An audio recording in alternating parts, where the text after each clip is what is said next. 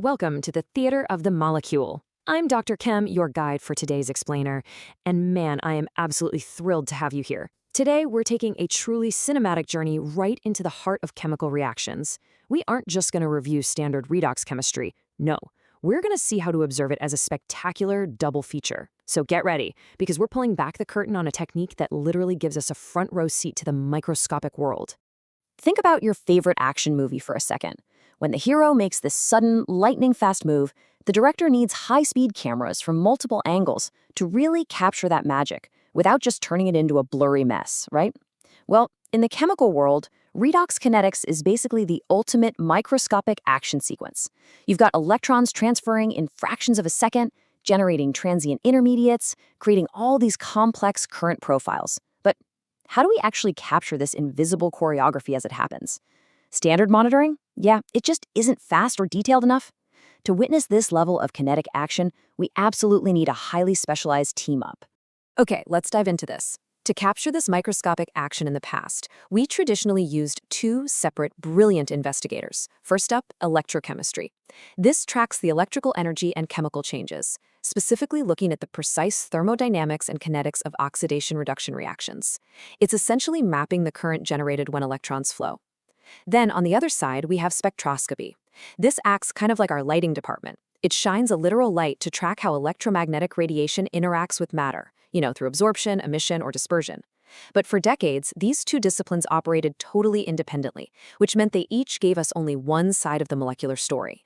So what happens when you finally bring these two legendary investigators together? Well, you get the ultimate hero team-up, spectroelectrochemistry, or SEC. SEC is a multi-response analytical technique that completely integrates electrochemistry and spectroscopy so you can simultaneously record time-resolved optical and electrochemical signals in one single experiment. Instead of just kind of deducing what might be happening to a molecule when you apply an electric potential, SEC gives you auto-validated proof. You get two completely independent signals measuring fundamentally different properties at the exact same microsecond. It is molecular surveillance at its absolute finest. Now, I should mention, achieving this level of cinematic perfection was, well, a bit of a long process. Let's take a super quick walk through history. The big breakthrough actually happened back in 1964 when Professor Theodore Kuwana developed optically transparent electrodes, or OTEs. For the very first time, a beam of light could actually pass directly through an electrode interface while it simultaneously drove an electrochemical reaction. It was totally revolutionary. But honestly, even well into the late 20th century, the setup was just agonizingly clunky. Scientists were juggling these bulky, detached pieces of equipment, trying to manually synchronize separate software programs that, frankly, just refused to talk to each other. Thankfully, we've moved past that, into the modern era of fully integrated, seamlessly synchronized SP-Lex systems. A modern setup relies on beautifully streamlined hardware, and right at the heart of it is this highly specialized spectroelectrochemical cuvette cell. The precision here is just incredible. It's fitted with those optically transparent electrodes we just talked about, usually using a finely woven platinum or gold mesh to maximize both electrical conductivity and light transmission. This cell is seamlessly integrated into a network where an adjustable voltage source actually drives the electrochemical reaction, all while dedicated fiber optic cables carefully route the light directly through the cuvette and straight into the spectrometer. But here is the absolutely crucial point holding all this together. Synchronization is everything. I mean it. If the electrical and optical data drift by even a fraction of a millisecond, the whole cinematic double feature is just ruined. And this is exactly why hardware triggering is so essential. The voltage driver doesn't just casually connect to the cell, it actually fires a direct signal to the spectrometer each and every time a voltage step occurs. Without this hardwired triggering mechanism, it'd be physically impossible to guarantee that the absorption spectra you're looking at perfectly match the drive voltage applied at that exact instant. Let's just break down the microsecond choreography of this process real quick. Step 1. An exact voltage step is applied to the cell to induce a chemical transformation. Step 2. In that exact same instant, literally the same instant, the voltage driver fires a highly precise signal to trigger the spectrometer. And then, Step 3, the optical spectra are captured, completely and perfectly correlated to the drive voltage. Just to put into perspective the staggering speed we're dealing with here, modern setups from companies like Avantes boast an external trigger delay of just 890 nanoseconds, with a jitter of only 14 nanoseconds.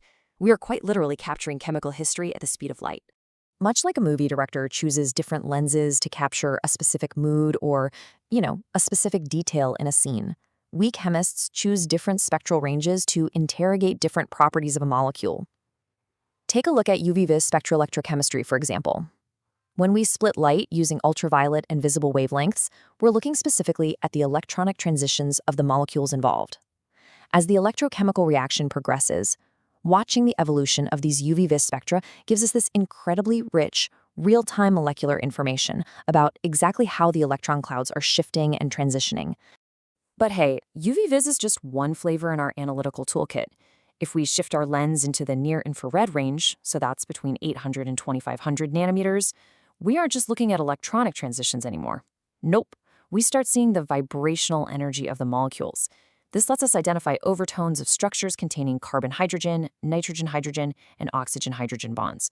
And if we really want to dig in and extract detailed forensic data, we use Raman spectroelectrochemistry. Because Raman relies on light scattering instead of absorption, it's this incredibly powerful tool for revealing specific structural changes, chemical composition, and even the precise physical orientation of the molecules bound right to the electrode surface. Now, beyond just plotting graphs and staring at spectra, the sheer visual beauty of this technique is honestly astounding. Sometimes, rather than using a standard broad-spectrum lamp, we'll hit the sample with a highly focused LED or a laser to actually induce fluorescence. And when this happens, wow, the chemical transformation becomes vibrantly visible to the naked eye. We can literally watch the generation of reactive intermediates in real time as they quite literally light up the cuvette. It's like having a glowing front-row seat to watch the fundamental building blocks of nature dynamically rearranging themselves. Now, remember that agonizingly clunky, detached equipment from the 20th century we talked about earlier? Well, we can finally say goodbye to that whole shebang. Today's laboratory relies on these blockbuster, all-in-one tools, like the Metrum DropView Spelic instrument. This sleek architecture has completely revolutionized the analytical workflow. I mean, it houses the potentiostat, the galvanostat, the light source, and the spectrometer. All of it completely integrated into one singular, perfectly synchronized footprint. And honestly, the hardware consolidation is only half the magic. The developers themselves hit the nail on the head when they said DropView Spelic is software designed for those who want to treat spectroelectrochemical data in just one click. For decades, literally decades, researchers wasted countless hours mapping thousands of rows of electrical data onto equally massive optical data spreadsheets. It was a nightmare. But this dedicated software completely eliminates that bottleneck. It seamlessly syncs the optical and electrical data streams, which means scientists can actually spend their time analyzing the chemistry, rather than, fighting with data alignment. Because these modern integrated systems remove so much of that experimental friction, real-world applications have just absolutely exploded across disciplines. We're talking about deploying SEC in bioelectrochemistry and medicine to study super intricate biological complexes. It's heavily used for rapid sensing and diagnostic analyte detection. Materials scientists are using it to characterize cutting-edge nanomaterials and to seamlessly modulate electrochromic materials. Think of smart windows that just instantly change tint when a precise voltage is applied. It's also absolutely vital for evaluating catalysts for green energy, unraveling complex corrosion mechanisms, and even characterizing novel materials for next-generation computer memory devices. It's literally everywhere. As we wrap up the cinematic feature, I really want you to remember why this methodology matters so deeply to the scientific community. In the laboratory, ambiguity is the enemy. Spectroelectrochemistry provides the ultimate auto-validation. By securing two completely independent signals, one tracking electrical potential, the other tracking electromagnetic absorption, it leads us to one singular truth. It just removes the guesswork. If your electrochemical kinetic data suggests a specific transient intermediate is forming, boom, the optical spectra will instantly confirm or deny it. It represents the highest standard of proof, allowing us to push our understanding of complex reaction mechanisms forward with absolute confidence. Which brings us to the future, and a final provocative question I want to leave you with today. We've pretty much mastered observing these reactions on the macro and micro scales, but there's a fascinating new frontier emerging: nanospectroelectrochemistry, or NSEC. As our instrumentation gets exponentially more precise and our analytical focus shifts entirely to the nanoscale, maybe even the quantum level, what unprecedented mysteries will this brilliant combination of light and electricity illuminate next? The theater of the molecule is always premiering something new, and I, for one, cannot wait for the sequel. Thank you so much for joining me for this explainer. Keep asking questions and, as always, keep exploring.